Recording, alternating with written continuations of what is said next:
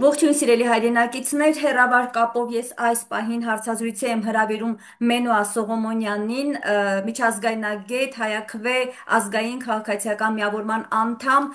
Ողջունում եմ ձեզ, պարոն Սողոմոնյան, լսում եմ ձայնը։ Պարոն Սողոմոնյան, Լսում է։ շնորհակալ եմ, որ համաձայնեցիք շատ արագ մեկնաբանություն տալ, թե ինչ է կատարվում, որովհետև այսօր օրը բացվեց մեր բոլորի համար հերթական անգամ մեր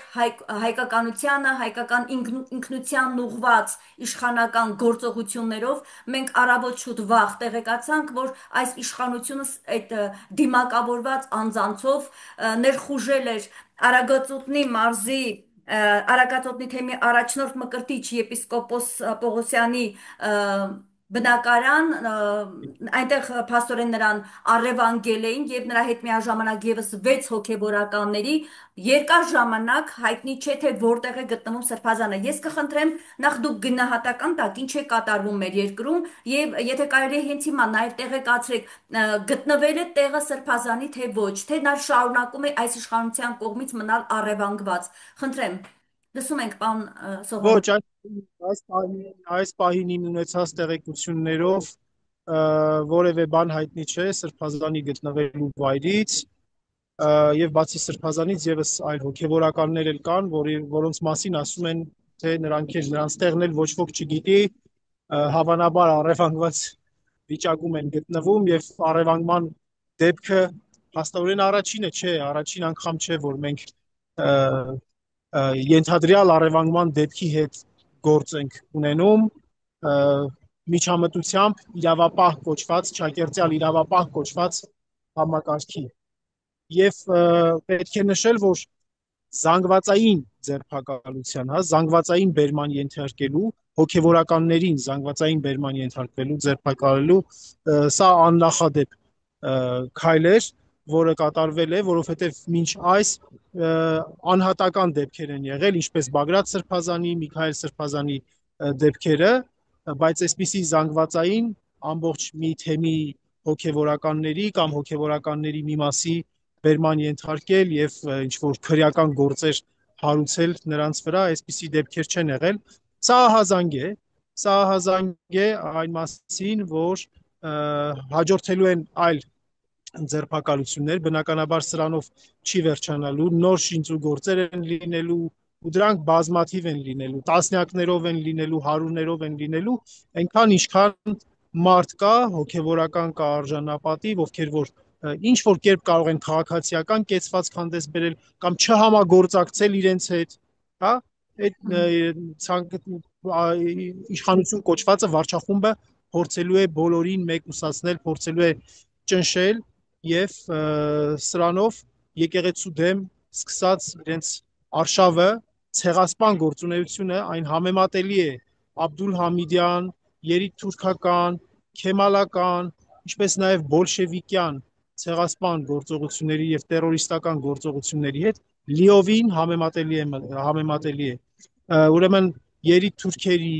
քեմալականների, բոլշևիկների կողքին քաղաքացիական պայմանագիր կոչված կառույցը եւ նրա պարագլուխները հանգիստ դասվում են այդ շարքը, որոնք որ տերոր են իրականացնում, ահաբեկչություն են իրականացնում հայ ժողովրդի դեմ, հայ ժողովրդի 2000-ամյա հոգևոր կառույցի Հայաստանյա Ծառաքելական Սուրբ Եկեղեցու վրա այսպիսի պիղծ թրքահաճո հարձակումների ձևով։ Պարոն Սողոմոնյան, փաստորեն այս իշխանությունը անկարող լինում այս պահին Փաշինյանը անկարող է լինում իր հրահանգը, հիշում եք, չէ, Բեհարանի վրա հարձակման հրահանգ է տվել իրականացնել, կարող ենք ասել, որ այս տարբերակով հերթով հոգևորականներին կամ ներսից եկեղեցին ջարդելու ճանապարհով է գնում։ Մի Տեր Այո, Արամ անունով մեկին էլ գտել են, որին կանչեցին հանրային հեռուստատեսություն, նրան փաստորեն պատվիրված, այսպես ծրագիրն է իրականացվում։ Ինչ կասեք այս մասին, որտեղ որովհետև քննչական կոմիտեն այսօր հայտարարել էր, թե իբր պայմանավորված այդ միտինգներ, հա, հավաքներ անցկացնելուն կամ դրան մասնակցելուն խոչընդոտելուն կամ հարկադրելու հետ է կապված այս գործողությունները եղել, իսկ մենք հիշում ենք, որ Տեր Արամ անունով այդ քահանան դժգոհել էր, թե իրեն պարտադրանքով են ուղարկում ցույցերին կամ թույլ չեն տալիս, որ մասնակցի իշխանական, հա, այսպես ասած, ցույցերին։ Ես բառացի այդպես չեմ հիշում իր այդ բանը, բայց ինքը իր դժգոհությունը հանրային հեռուստատեսությամբ արտահայտել էր, թե Վեհափարի կողմից հարկադրանք կա։ Մենք ինչ ենք տեսնում, ներսից քանդում են սրանք եկեղեցին, ներսից ականներ են դրել եկեղեցու տակ, խնդրեմ։ Նախ այդ հայտարարությանը փորձեմ անդրադառնալ շատ կարճ։ Ես վերջին տարիների գրեթե բոլոր ցույցերին մասնակցել եմ։ Եթե ոչ բոլոր, ապա գրեթե բոլոր միտինգներին, հանրահավաքներին մասնակցել եմ եւ որևէ մի անգամ չեմ տեսել, որ հոգեվոր դասը ամբողջությամբ այսպես բոլորը մի մարդու պես գան։ Եթե ինչպես նշում է այդ մարդը, այդ հոգեվորական, ինչպես նշում է պարտադրանք է եղել, ապա այդ պարտադրանքը եղած կլիներ բոլորի նկատմամբ եւ բոլորին բերման ենթարկած կլինեին, ճակերտավոր ասած, այդպիսի քաղաքական ակցիաների ցույցերի։ Հետևաբար սա ուղղակի սուտ է եւ ստի անամոթության աստիճանի հասնող սուտ է։ Այո, այս քայլերով ականներ են դնում, եկեղեցու միասնությունն են ուզում խարխլեն, նրանց թիրախը, նրանց նպատակը մեր Վեհափար Հայրապետն է, անել ամեն ինչ, որպեսզի Վեհափար Հայրապետին գահընկեց անեն, սա է նրանց նպատակը, եւ այն ինչ որ տեղի է ունենում, այդ ճնշումների միջոցով ցանկանում են ահաբեկել քահանայից դասին, շատ մեր քահանաների, որպեսզի նրանք կամ իրենց հետ համագործակցեն եւ ի վերջո մտնեն այդ խաղերի մեջ, այդ պայմանավորվածությունների մեջ, ինչի մասին Փաշինյանը հայտարարել էր, հա, եկեղեցուն վերափոխելու, Վեհափար Հայրապետին գահընկեցանելու, այն ինչի մասին հայտարարել էր,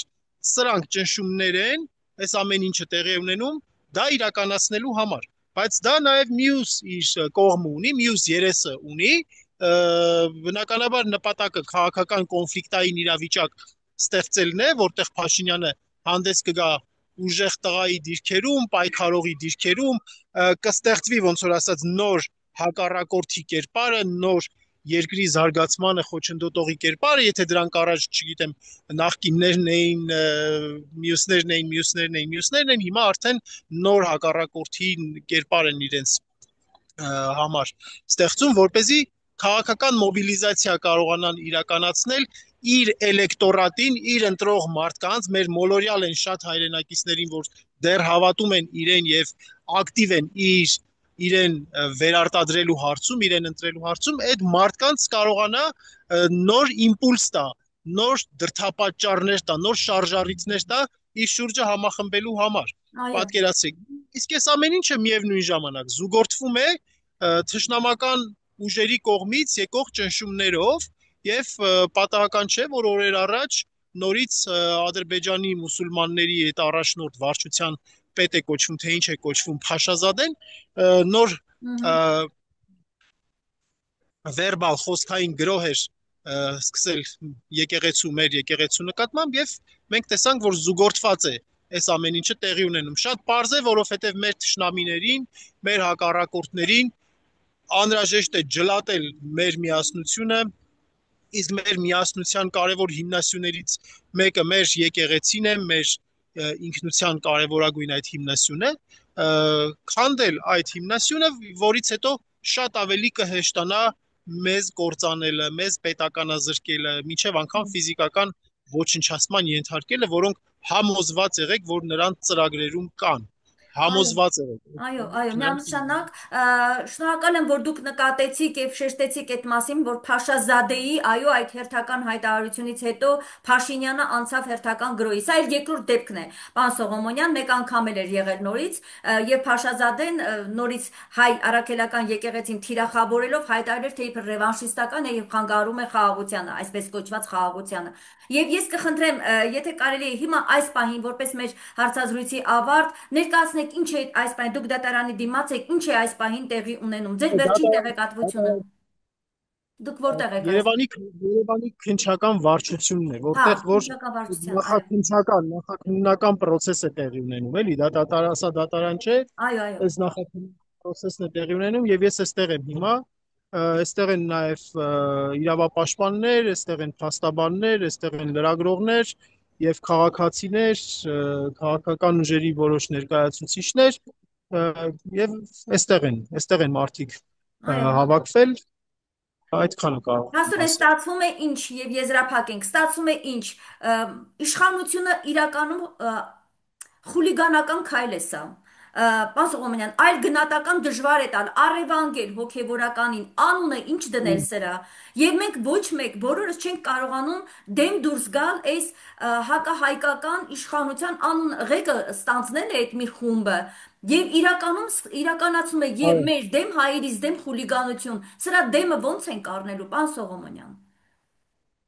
Շատ լավ։ Հիմա շատ ճիշտ եք ասում, բոլորիս հոգիները փոթորկված են, բոլորս վրդովված ենք, բոլորս հոգեբանական շատ ծանր վիճակում ենք գտնվում։ Իսկապես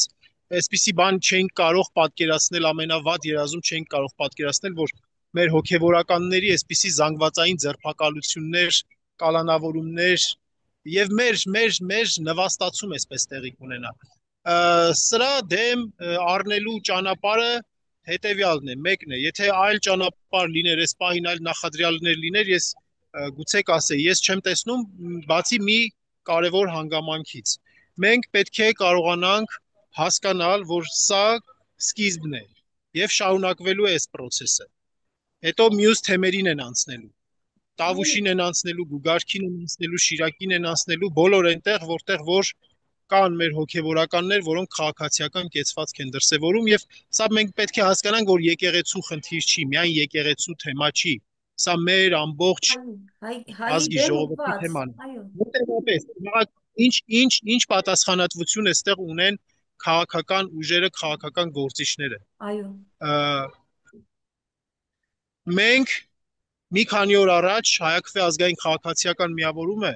հայտարարությամբ հանդես եկավ եւ ես ուզում եմ եւս մեկ անգամ դա հիշեցնել, որ ելքը արտախորհրդարանական դաշտում գործող քաղաքական ուժերի եւ միավորումների 2, 3, 1, չգիտեմ, բլոկների, դաշինքների հաստատումն է։ Մի քանի դաշինքների ձևավորումն է ընտրություններին ընդառաջ ընտրություններին ընդառաջ ու պետք չի ասել, որ դրա ժամանակ չկա, մինչև այդ հասնենք կհատնենք, կհալվենք։ Այս պահի դրությամբ հնարավորություն է սա, որպեսզի արտախորհրդարանական դաշտում տեղի ունենա միավորման գործընթաց, գնան դաշինքներ ստեղծելու գործընթաց, այո, որը ավելի մեծ թվով քաղաքացիների մասնակցություն կապահովի ընտրական process-ներին, իսկ դա ուղիղ հակասում է Փաշինյանի իշխանությանը։ Փաշինյանի ուզածը այն է, որ քիչ մասնակցություն լինի եւ շատ ձայների փոշիացում տեղի ունենա։